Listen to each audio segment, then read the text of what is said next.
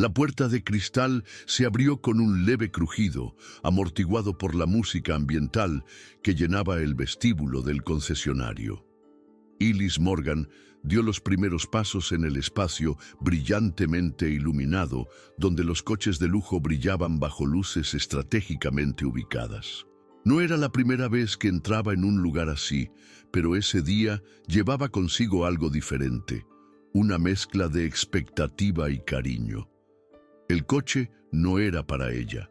Fue para su hermana menor, Amara, quien acababa de graduarse de la escuela de medicina después de años de lucha y sacrificio. Ellis, que siempre ha creído en celebrar los logros con gestos significativos, decidió que el Aston Martin azul representaría más que un regalo. Sería la encarnación de una victoria familiar.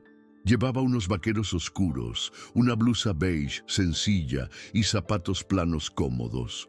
Su cabello rizado estaba atado en un moño bajo, elegante en su esencia, sin excesos. Pero allí, en ese ambiente de lujo superficial, su sencillez no fue bien recibida. El gerente, James Reynolds, la observaba desde el otro lado de la habitación. Un hombre de mediana edad, impecablemente vestido, de voz suave y sonrisas practicadas para los clientes que, en su opinión, coincidían con los coches que vendía. Cuando Ellis se acercó, dio un paso adelante con una mirada vacilante. La saludó con un «¿Puedo ayudarte?», que sonaba más como «¿Estás seguro de que estás en el lugar correcto?». El tono era cortés, pero cargado de juicio. Ella trató de ignorarlo y dijo con calma que le gustaría ver el Aston Martin azul. James arqueó una ceja, le dedicó una sonrisa condescendiente y le preguntó si sabía cuánto costaba ese coche. Ellis mantuvo la mirada fija y dijo que sí, pero el hombre insistió, con sarcasmo velado, en mostrar modelos más accesibles. La situación evolucionó rápidamente hacia una de claro malestar. Una pareja que pasaba por allí se dio cuenta de la escena. Un asistente más joven parecía avergonzado. Pero James continuó, como si estuviera ante una farsa. Y cuando Ellis reafirmó firmemente su interés, le sugirió volver a reunirse con el gerente financiero. Ella sonrió, le dio las gracias y se fue sin levantar la voz. Desde fuera estaba tranquilo. Por dentro me dolía. Y mucho. En el camino de regreso a casa, Ellis condujo en silencio. El tráfico parecía un ruido distante comparado con lo que ocurría dentro de ella. No era la primera vez que me enfrentaba a un prejuicio disfrazado de formalidad, pero esa experiencia despertó algo más profundo. Ella no solo fue juzgada por su ropa, sino por el color de su piel, por la imagen que aquel hombre construyó en segundos, antes siquiera de escuchar su historia. En otros tiempos quizá habría reaccionado de otra manera. Hoy, con años de experiencia en causas sociales, la sabiduría acumulada en cada proyecto humanitario que lideró, eligió el silencio como respuesta. Pero no fue un silencio de sumisión. Fue el silencio de la observación, de la estrategia. Al llegar a casa, encontró a Pinto Cinto, Víctor en el jardín, con la tablet en el regazo y la mirada perdida entre correos electrónicos y pájaros. Lo único que tuvo que hacer fue decir, fui a Elite Motors para que él levantara la vista, atento. Cuando ella le contó lo sucedido, él no se sorprendió. Él simplemente permaneció en silencio y luego dijo, entonces resolveremos esto a nuestra manera. Esa noche, la pareja conversó largamente. No se trata de venganza, sino de propósito. Víctor, acostumbrado a lidiar con cifras multimillonarias y decisiones que cambiaban los mercados, sabía que el verdadero poder residía en transformar el escenario, no en destruirlo. Ellis no quería ser el centro de atención ni aparecer en los titulares. Yo quería un cambio. Ella sabía que el gerente probablemente trataba a docenas de personas como ella de la misma manera todos los días, y que esa actitud solo persistía porque nadie hacía nada al respecto. ¿Qué pasaría si en lugar de exponer, enseñaran? ¿Qué pasaría si el impacto viniera a través de la reconstrucción? Al final de la conversación, ambos ya tenían algo claro. No dejarían que aquello pasara desapercibido, pero tampoco responderían con lo obvio. Se necesitaría inteligencia, sensibilidad y coraje. Y al día siguiente, sería el turno de Víctor de visitar Elite Motors, pero no iría como magnate. Yo iría como marido. A la mañana siguiente, el estacionamiento de Elite Motors parecía más un escaparate que un espacio funcional. Coches impecables, escaparates relucientes y vendedores atentos a cada cliente que entraba. Cuando el Rolls-Royce Phantom negro, con detalles cromados, se detuvo en la entrada principal, el aparcacoches se apresuró a abrir la puerta con una reverencia casi automática. Víctor Morgan bajó del coche con la tranquilidad de quien nunca necesita demostrar nada. Traje azul marino alto, discreto y bien cortado. Reloj sin ostentación. Se dirigió a la recepción y pidió, con voz tranquila, ser atendido por el gerente.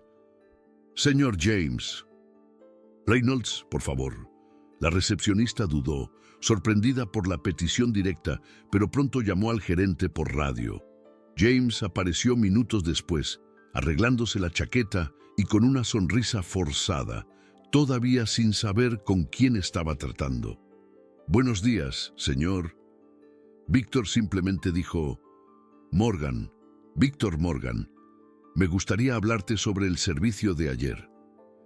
James se congeló por un segundo, pero rápidamente intentó recuperar el control de la situación. «Ah, claro, señor Morgan, es un placer. ¿Qué pasó exactamente?» Víctor no respondió inmediatamente, simplemente sacó su celular del bolsillo, abrió la galería y mostró una foto de Elise. Era del día anterior. Ella estaba junto al Aston Martin azul, sonriendo. «Ayer humillaron a esta mujer aquí. Le dijeron que quizás sería mejor regresar con alguien responsable del pago». La cara de James perdió su color. Tartamudeó, intentó balbucear algo sobre malentendido, rutina, errores de juicio. Víctor continuó: «Esta mujer es mi esposa, pero más que eso, es una de las personas más inteligentes y dignas que he conocido. Y no merece ser tratada con desprecio por ningún empleado, en ningún lugar». El tono de Víctor no subió. Era tranquilo, directo, como quien sostiene una verdad incómoda en la palma de su mano y la coloca sobre la mesa. James, por primera vez, parecía realmente desconcertado, y la conversación apenas comenzaba. James intentó recuperar el control de la situación con vagas disculpas y sonrisas que ya no servían, pero nada de eso funcionó con Víctor, quien incluso sin levantar la voz imponía respeto. «Mire, señor Morgan, déjeme explicarle. Ayer la sala estaba llena, mi equipo estaba sobrecargado de trabajo y a veces, sin darnos cuenta, terminamos cometiendo errores». Víctor lo interrumpió con un gesto sutil. «No la ignoraste por sentirte abrumado. La trataste como inferior porque, en tu mente, no parecía quien realmente era. Y eso es un patrón, no un error aislado. Ambos lo sabemos».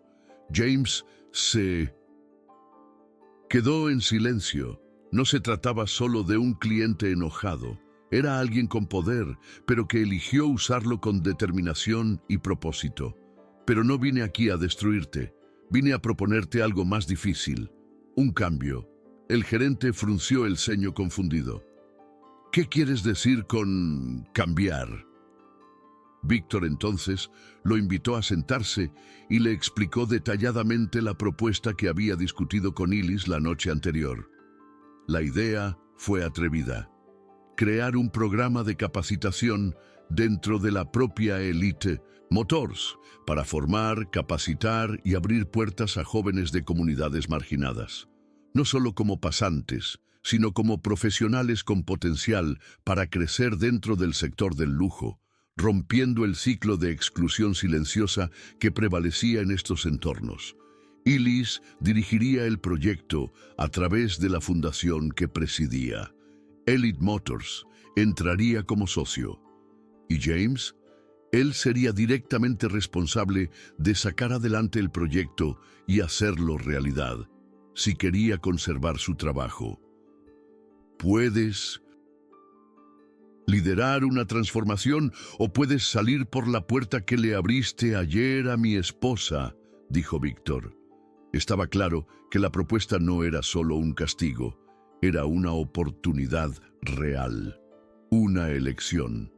James permaneció en silencio durante largos segundos. Por primera vez en años, alguien no solo quería responsabilizar a la gente de los objetivos de ventas o los resultados trimestrales. Querían que repensara lo que estaba haciendo allí, no como gerente, sino como hombre. James aceptó la propuesta ese mismo día, más por presión que por convicción. La idea de perder su trabajo, de que su reputación se viera empañada y de que sus prejuicios quedaran expuestos era demasiado aterradora. Pero en los días siguientes, algo inesperado empezó a suceder. Cuando asistió a sus primeras reuniones con el equipo de la fundación, liderado por Illis, James se enfrentó a historias que nunca imaginó que escucharía en un entorno corporativo. Jóvenes de barrios periféricos hablaron de cómo era soñar con un trabajo en un lugar así, aun cuando todo a su alrededor decía que no era para ellos. Hablaron con entusiasmo, respeto y unas ganas de aprender que lo dejaban claro. El talento no tiene color ni dirección. James, todavía resistente, escuchaba más de lo que hablaba. Al principio se sintió fuera de lugar, pero todavía estaba allí. Algo en el fondo le impedía rendirse. Quizás era orgullo, quizás fue vergüenza, quizás fue el primer destello de empatía que sintió en años. Pasaron los meses y el programa fue tomando forma. Los jóvenes comenzaron a frecuentar el concesionario, no como visitantes curiosos, sino como aprendices. Poco a poco, los propios empleados fueron cambiando su perspectiva. Aquellos niños y niñas que antes habrían sido ignorados, ahora estaban allí, con insignias en el pecho, aprendiendo, vendiendo, proponiendo mejoras. Y James, todavía reacio, también estaba aprendiendo. Una tarde, al final de una de las sesiones de mentoría, un chico de 19 años llamado Yuri le agradeció personalmente. Si no fuera por este programa, jamás habría creído que podría trabajar en un lugar como este. Pensé que ibas a ser arrogante, pero escucha, eso lo cambia todo. Eso le pasó a James, no por los elogios, sino porque sabía lo que era no ser escuchado. Se dio cuenta de que cargaba con un viejo rencor basado en el miedo y la ignorancia. Por primera vez, se preguntó qué más podría hacer con su puesto además de acumular números. Y esa pregunta ya no lo dejaría en paz. Fue un sábado por la mañana, casi 6 meses después del episodio con Illis, que James la volvió a ver. Llegó al concesionario acompañada de Amara, su hermana recién graduada, y ambas fueron recibidas por un equipo completamente diferente al que las ignoró meses antes. James caminó hacia ellos con pasos mesurados, pero su rostro delataba una mezcla de arrepentimiento y humildad. Illis lo reconoció inmediatamente, pero no había resentimiento en su mirada, solo firmeza. «Buenos días, señor Reynolds», dijo amablemente. «Venimos a buscar un coche». Amara sonrió un poco avergonzada, todavía sorprendida por el lugar, las miradas, los coches. James respiró profundamente antes de responder. Es un honor darle la bienvenida. Si me lo permite, me gustaría acompañarlo. Los dos aceptaron, y el silencio que se cernía sobre ellos al principio de la visita pronto fue sustituido por conversaciones relajadas, risas tímidas e intercambios sinceros. James mostró su Aston Martin azul con la misma dedicación que le mostraría a un cliente millonario. Solo que ahora había algo diferente en su postura, había respeto. Al final de la visita, con los documentos firmados y las llaves entregadas, James pidió permiso para decir unas palabras. Señora Morgan, Illis, quería agradecerle por lo que hizo, por lo que me enseñó. Yo era un hombre que creía saberlo todo, pero no sabía escuchar. Y ese día, aquí mismo, me dio una lección sin alzar la voz. Illis simplemente asintió, visiblemente conmovida, pero sin hacer un espectáculo de la escena. El verdadero mérito fue haber aceptado el cambio, respondió. Eso es mucho más difícil que fingir que no pasó nada. Amara, junto a ella, observaba todo en silencio, admirando la fuerza de su hermana y la transformación de aquel entorno. James le extendió la mano y ella la estrechó con firmeza, sin grandes discursos, sin aplausos. Solo un momento de verdad entre personas que decidieron hacer las cosas de manera diferente. Y en ese momento, en ese simple gesto de despedida, había más valor que cualquier coche en esa vitrina. El lunes siguiente, un nuevo grupo de jóvenes llegó para su primer día de tutoría en el Light Motors. James los saludó justo en la entrada, algo impensable meses antes. Ahora se propuso darles la bienvenida personalmente, mirándolos a los ojos y llamándolos a cada uno por su nombre. Ya no era por obligación, era por convicción. Empezaba a comprender lo que Illis y Víctor habían visto desde el principio, que los entornos de prestigio también podían ser espacios de inclusión. Ese lujo no tenía por qué ser sinónimo de exclusión. Esa mañana, James presentó los departamentos de la tienda, habló de su carrera y por primera vez fue honesto sobre sus fracasos. Necesitaba una dosis de realidad para comprender cuántos errores cometemos sin darnos cuenta. Pero también aprendí que el cambio es posible y liberador. Los jóvenes escucharon atentamente y muchos se vieron reflejados en ese hombre que hasta hace poco representaba todo lo que les impedía alcanzar sueños más grandes. Mientras tanto, Illis siguió el impacto del programa desde lejos. No buscaba reconocimiento ni prestigio. Su satisfacción provenía de los informes que recibía, de las fotos que enviaban los jóvenes con sus nuevos uniformes, de los testimonios de madres agradecidas de ver a sus hijos ocupando lugares antes inaccesibles. Uno de estos mensajes la tomó por sorpresa una tarde cualquiera. Una joven llamada Tayla escribió: «Nunca imaginé que me tratarían bien en un lugar como este. Hoy pertenezco. Gracias». Illis leyó y permaneció en silencio durante unos minutos. Entonces sonrió, esa sonrisa contenida de quien sabe que hizo lo que tenía que hacer sin necesidad de demostrarle nada a nadie. Por eso hizo lo que hizo, porque en el fondo, cambiar las estructuras era mucho más importante que ganar aplausos. Y ver ese cambio sucediendo, ladrillo a ladrillo, fue la confirmación de que habían elegido el camino correcto, el más difícil, pero el más transformador. En una de las reuniones de evaluación del programa, meses después, Víctor participó discretamente como siempre lo hacía.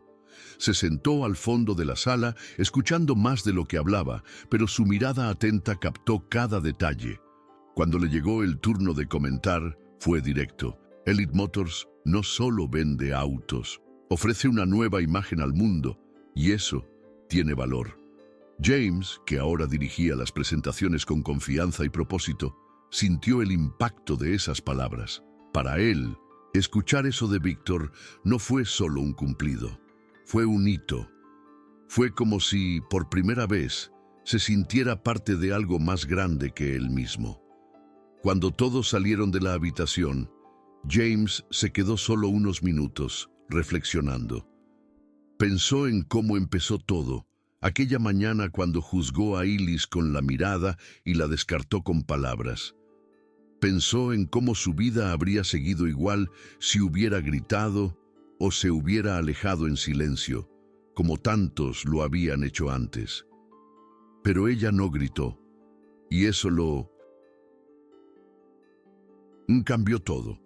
Esa misma semana, un periodista local contactó a Ellis para solicitarle una entrevista. Había oído hablar del programa, de los cambios en el Light Motors y quería entender cómo empezó todo. Ellis se negó cortésmente. Ella dijo que la historia no era sobre ella. Dijo que si querían contar algo, debían contarlo de los jóvenes, de lo que estaban construyendo. El reportero insistió, incluso ofreció una portada de revista. Ellis sonrió, pero no cambió de opinión. La verdadera transformación ocurre en silencio, cuando nadie observa. Para ella, la visibilidad nunca fue una prioridad. Lo que importaba era ver a personas como Tayla, Yuri y tantos otros, ocupando espacios con dignidad. Y también ver a hombres como James, una vez símbolo de una cultura excluyente, ahora actuando como aliados. Eso sí que fue revolución. Una revolución hecha sin gritos, sin venganzas, sino con acciones concretas y decisiones consistentes. Y así quería seguir, sembrando cambios, aunque su nombre no estuviera en los carteles. A finales de ese año, Elite Motors organizó un evento interno para celebrar los resultados del programa. No hubo prensa ni discursos pomposos. Fue un encuentro entre colaboradores, mentores y los jóvenes participantes. Hubo música, comida sencilla y abrazos sinceros. James, que hasta ahora había evitado eventos como este, ahora se propuso saludar a todos. Era diferente, menos rígido, más humano. Durante la reunión, uno de los chicos que se había unido al programa en 1900 los primeros meses, llamado Lucas, se acercó a James con un sobre. «Para ti», dijo un poco incómodo. Dentro había una carta escrita a mano. Lucas habló de cómo, antes de ser aceptado en el programa, había sido rechazado en varias entrevistas debido a su apariencia. Dijo que su padre, mecánico, nunca hubiera imaginado ver a su hijo trabajando en un ambiente de alto nivel. «Me miraste como a una persona, y nunca lo olvidaré». James leyó la carta en silencio, y por primera vez sintió que sus ojos se llenaban de lágrimas sin vergüenza. Ellis no asistió al evento. Prefirió seguir los mensajes que llegaban a su celular y las fotos que los propios jóvenes enviaban al grupo de la fundación. Víctor, por su parte, apareció tarde en la noche, discretamente, como siempre hacía. Saludó a James con un firme apretón de manos y una breve sonrisa. «Buen trabajo, Reynolds». Fueron pocas palabras, pero suficientes. Al salir del concesionario, Víctor le envió un breve mensaje a Ellis. Lo entendieron. Ella respondió solo con un emoji de corazón. Yo estaba en casa, descalzo, con Amara en el sofá y los dos riéndose de algo en la televisión. El coche azul estaba en el garaje, pero ese no era el verdadero regalo. Eso fue lo que pasó después. Fue ver que una ofensa se convirtió en una oportunidad, que el prejuicio se convirtió en un puente y que la elección de no reaccionar con ira cambió el destino de toda una empresa. Y eso, en el fondo, fue la mayor señal de victoria. Saber que la dignidad no se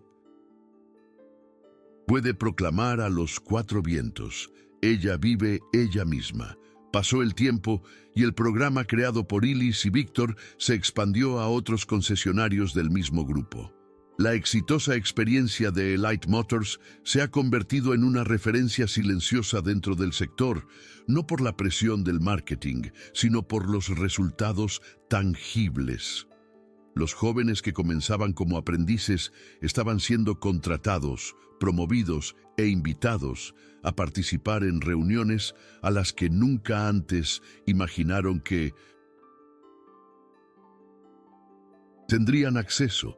James continuó liderando con firmeza, pero ahora también escuchaba. Se convirtió en mentor de nuevos gerentes, compartiendo no solo técnicas de ventas, sino principalmente lo que había aprendido sobre respeto, empatía y humanidad. En una de estas sesiones dijo algo que me quedó grabado. El lujo no está en los coches, está en cómo elegimos tratar a los demás. Quien escuchó entendió que venía de alguien que había experimentado el error y el cambio, alguien que tenía todo para resistir, pero eligió aprender. La transformación antes impensable era ahora un modelo. Años después, al mirar atrás, Ellis nunca olvidó aquel día en el concesionario.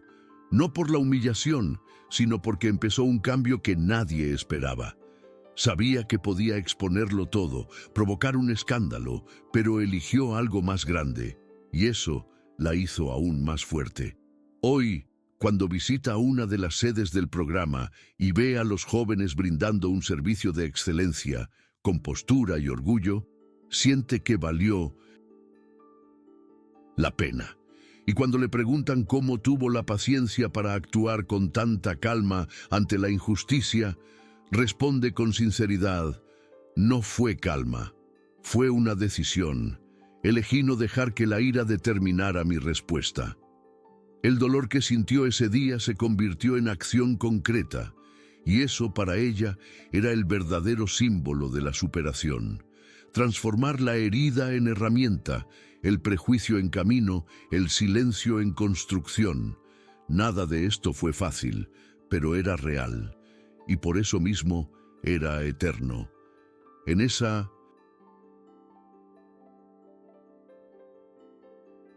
misma Elite Motors, ahora renovada, comenzó a llegar una nueva generación de empleados. Muchos ya conocían la historia, no por chismes o noticias virales, sino porque se la contaron internamente como parte del entrenamiento. Uno de los pilares del programa incluyó una sesión llamada El día que todo cambió. Fue la única vez que se mencionó a Ellis directamente, con su permiso, solo para mostrar cómo un episodio de discriminación había sido el punto de partida de toda una reestructuración. James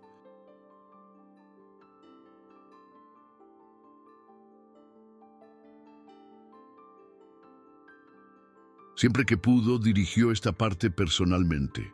Habló sin vanidad, pero con claridad.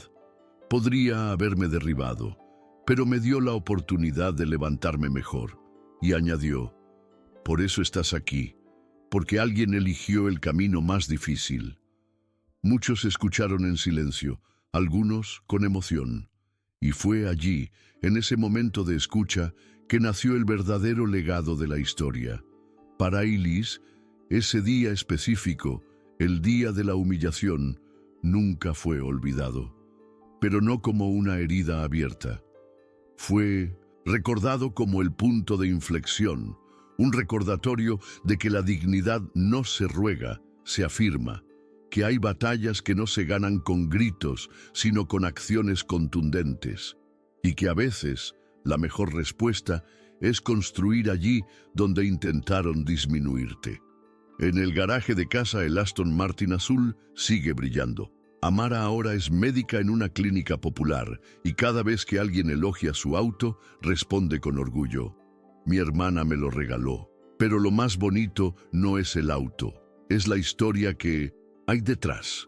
Y así, la historia de Ellis Morgan continúa viva, no como un relato de venganza, sino como prueba de que es posible convertir una injusticia en un nuevo comienzo.